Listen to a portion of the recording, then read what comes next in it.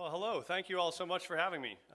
The first rule of being a principal is you never call an assembly right before lunch because kids never listen. I think the other rule of speaking is never speak right before dessert. So I will be as fast as possible so as to not keep you from dessert. I want to tell you two stories tonight about why I'm here and why I think that you're here. I want to tell you a story about what's possible, and I want to tell you a story about what's next. And the what's possible story began in my third year as a principal, my first year at a new high school that I had just taken over. It was one of the lowest performing high schools in the state of Colorado, had been perennially failing, and we had a visionary superintendent who wanted to turn that high school around. And so we closed the comprehensive high school, and myself and a team of teachers got a chance to start one of these new small high schools in the same building. And so on the first day of school, we got there, and we had a whole group of new 9th graders and new 10th graders who never walked in the door before. And the very first thing we did when we walked in the morning is I took all of those kids outside in the back, and I put them all in a circle on the football field. And we said, what we know right now is if we look at the data from this neighborhood, if we look at history is any indication, what we should do is take half of this circle right now and send you home. Because what we know is the data tells us half of you will never graduate from high school. That has never, ever been true as long as there have been records that more than half of you have graduated from high school. We could do that. We're here because we believe something dramatically different is possible. We're here because we believe that if you're willing to come in here and give this your best every day, we're going to say not only will you graduate from high school, you'll graduate from high school with admission to a 4-year college in your hand and with money in your pocket to pay for that degree. That is our commitment to you. And that's nice. That was actually not their response at all. Their response was, wow, Mr. Johnston, you're crazy. And that was their parents' response, and that was my superintendent's response as well. But so that we went about then the work of trying to do all of the incredible things, the small things and the big things to make that possible. And I'll tell you one part of that story, which is our kids came, when we got those sophomores then to senior year was our first graduating class, and we sat down with our team of teachers and said, we got to figure out what we're going to do to help our kids understand just how high the stakes are for them succeeding this year. So after a long couple hours of faculty meeting, we came up with a plan. And the plan was, here's what we would do. On the very first day of school, all of our seniors that walked in, we had a small panel about this size. And we had every single senior sign that panel, and it said commitment board. And the commitments were 2. I commit to graduate from high school, and I commit to getting accepted to a 4-year college. First day of the year, every single senior signs it, and we hang it on the door that walks into the senior wing of the school. So every time you class and you think, gosh, it'd be great to have a cigarette right now. Or maybe I should just go hang out in the park for the afternoon. You know right there hanging over your head is the commitment you made to say, I have a vow to get from here to the finish line. And then we started a process which we called the Climb to College, which was we built this big mountain, and we would have a community meeting with all of our seniors every week, and we had this mountain, and every kid had their own little 3x5 index card, which they put their name on, and they could decorate however they wanted. You know, favorite band, girlfriend's name, Broncos logo, whatever you want to do, it's your card. And we have on the wall this mountain, which we called the Climb to College. And all 44 of the cards start at the bottom. And then there are different base camps along the way. You got to find 3 colleges to apply to. You got to fill out a personal statement. You got to submit aid forms. You have to get accepted. You have to fill out your matriculation information. And every week the whole senior class comes back together, and every week we check in on where everybody is. And we'd read off what 12 students finished their personal statement this week. They'd all come in, take their name card, move it up to the next base camp. And now we as a team, every single week, could know exactly where every one of our 44 kids were. If we had kids stuck down at base camp 1, we knew somebody had to take them by the neck, sit them down, and make sure they got a personal statement written. And every week that structure continued until we got to the last stop of the mountain, which is admission to a 4-year college. And there we said we have to do something dramatic to make kids know how important this is. And so Senator Blumenthal will think of that idea. But I went to my art teacher and said, could you find us the single most rickety ladder in this building? Could you find me a sort of health hazard walking tort of a ladder and bring it in to our community meeting? And they all come in, and we put the ladder at the end of the auditorium. And all of our seniors line up in two big lines down the auditorium that lead to that ladder. Sort of like, Broncos Sunday, when they march onto the field, you have big hooray lines on either side. And on this end, we put a chair. And whoever the student is who's gotten accepted to college that day stands up in the chair, and we say, "Where'd you get into college?" And they say, "University of Colorado." Everybody says, "Woo-hoo!" And then I would say, "We know that you climbed this ladder on your own. But we also know that every single person in this room got dealt a rickety ladder. And you would not have climbed it but for the folks who helped hold that ladder while you climbed." So they would pick 4 what we called ladder leaders, which are the people who made their climb possible, who they get to pick to go down and hold one rickety leg of the ladder. And then they each get their own theme song. So then you get your ladder leaders down there. It's always a teacher. I got to hold some, what I was really honored to do. Parents often, cousins, mentors. And then cue the theme song. DJ starts the music. Student jumps off the chair, runs down the aisle, hugs, high fives, jump on his back, climbs the ladder, signs the board. And every student, it's, okay, 1 down, 43 to go. 2 down, 42 to go. 10 down, 34 to go. Every week, watching the climb, making sure nobody gets left behind. May 10th, that year, never forget. Travis, 44th kid, stands on the chair, runs down the line, carrying 5 kids on his back, climbs the ladder, signs the board. Our school becomes the first public high school in Colorado where 100% of our kids are admitted to a 4-year college.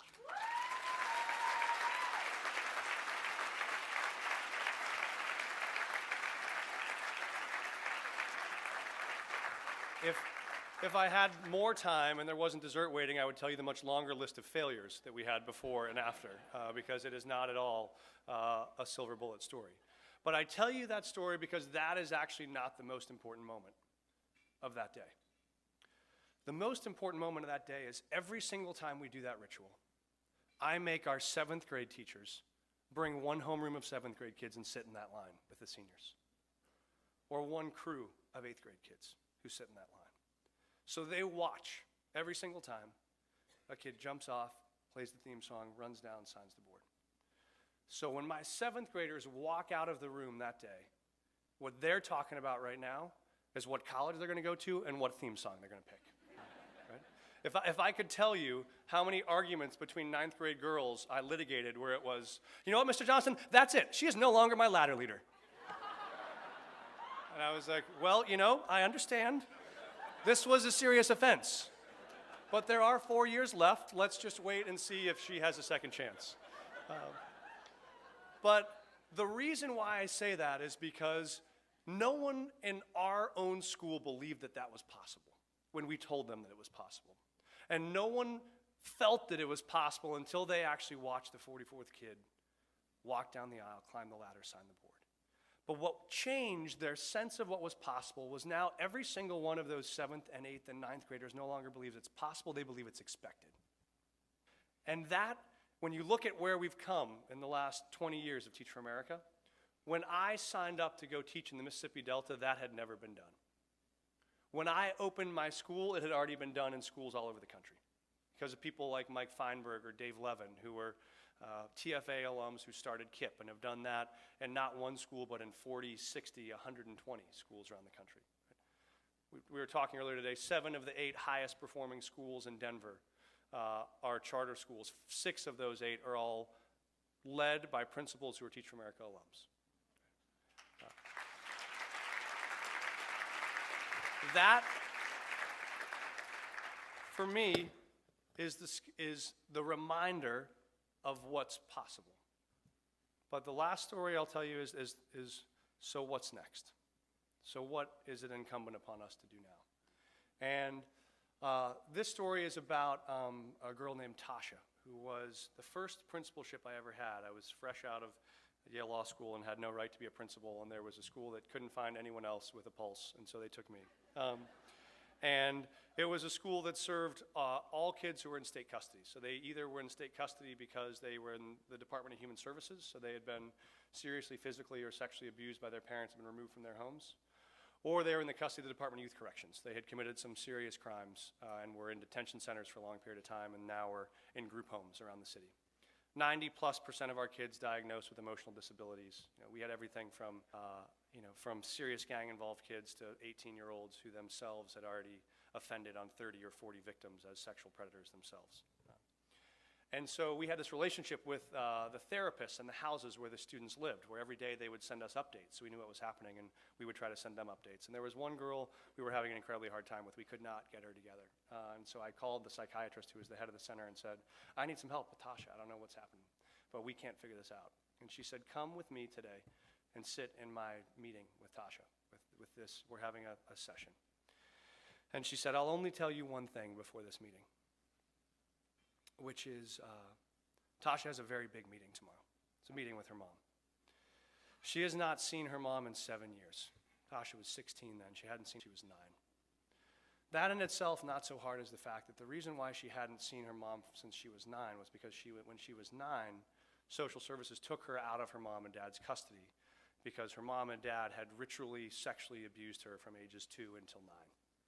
They had been a part of this crazy cult in this part of town where they had a group of adults that they had shared Tasha with as this strange sexual object from age 2 to age 9. So the next day, Tasha is getting ready to walk into that meeting. And I'm sitting down with her and the psychiatrist beforehand. And not surprisingly, she cannot stand still. She's pacing back and forth all over the room. And the psychiatrist waits, doesn't say a thing. And then she says to Tasha, you know, Tasha, you will never have a healthy relationship with your parents. And Tasha goes ballistic. She starts throwing stuff, and how dare you? You don't know me, and you don't know my family, and you don't know where I came from and what I've been through. What gives you the right? And she yells for about 2 or 3 minutes. And then she stops, and she just collapses into a heap on the couch and just sobs. And the psychiatrist, her name is Hildegard, little short fat woman, pulls over right up to Tasha's face. And she says, but, if you make it through this meeting tomorrow, you will someday have a healthy relationship with your own family, your own husband, your own kids. And Tasha looks up. And she looks up, tears running down her face, and she says, you think I could have that? And Hildegard says, absolutely. And meeting end, Tasha leaves. I, in all of my 28-year-old wisdom, say, why did you do that? That was a terrible choice, Hildegard. Why would you ever tell her that she's not going to have a great relationship with her parents? You don't know what's going to happen. This might all work out. Tomorrow might go great. And Hildegard was a Holocaust survivor. She always called me Michael when she was really mad. She said, Michael? She grabbed me by the neck. She said, Michael, there are only 2 things that we can offer to children: truth and hope. She said, if you don't tell her the truth, she is going to spend her life looking for a world that doesn't exist. If you don't give her hope, she is never going to get out of the bed at all to think that life is worth searching for. And I walked out, sat down in my truck, and didn't move for about an hour. And thought, wow, that is what Teach for America was for me. Teach for America was my own lesson in truth and hope. Because when you've done this work, truth isn't actually written in history books. Right? It's not captured in facts and figures. It's actually drawn in faces. Right? I can close my eyes and see all of that truth. Truth for me is every Sunday around 2 p.m. when the phone rings in our house, and I pick it up from an unlisted number, and it says, this is a collect call from the Atlanta Correctional Facility. Will you accept the charges? And I say, yes. And the voice on the other end of the line says, is Mom there? And I say, hi, Jermaine. Jermaine's 24. Jermaine was in my wedding. Jermaine is serving life without parole for first-degree murder And my wife is the only mom that Jermaine has ever known. The truth for me about Jerome is we got there too late. Right? That's a truth I face again every single Sunday when the phone rings. But the hope is also when that phone rings from Flavio. Flavio was a student who came to our school at Mesa, was in a complete mess in 7th grade, in and out of detention, in and out of suspension, came to 9th grade, was about to get thrown out. We got him into a internship program in a medical center, decided he wanted to be a doctor, turned his life around, got to senior year, got accepted to college, and he came to me and said, Mr. Johnston, I got to tell you there's a problem. I'm undocumented, so I can't go to college in this state without paying out-of-state tuition. I've been applying for, I don't want to tell you this, but I've been applying for asylum for 8 years, but it hasn't come through yet. And I said, Flavio, you never told me that. What was the story? He said, I don't like to talk about it. He said, we lived in Chiapas, and my dad was one of the people in town who wasn't going to let the drug cartels run over him. And so they murdered him, and they murdered my uncle. And so in the middle of the night, my mom put me and my brother in a car and just drove until we got here. And he said, I'm telling you this, Mr. Johnston, because they just called me and said, I have a chance to apply for citizenship. I just have to go back to Chiapas and wait for it there. I said, Flavio, there's no way you're doing that. There's no way we're sending you back to the place where they've been waiting to find you for 6 years. And he said, Mr. Johnston, when I make it, it'll be worth it. And he went back, and for 4 months, he slept in doorways with a gun under his belt, moving from house to house, keeping in touch by Facebook. It's the only way I could track him. Phones apparently don't work, that works fine. Waiting for his own visa application to outrun the drug cartels.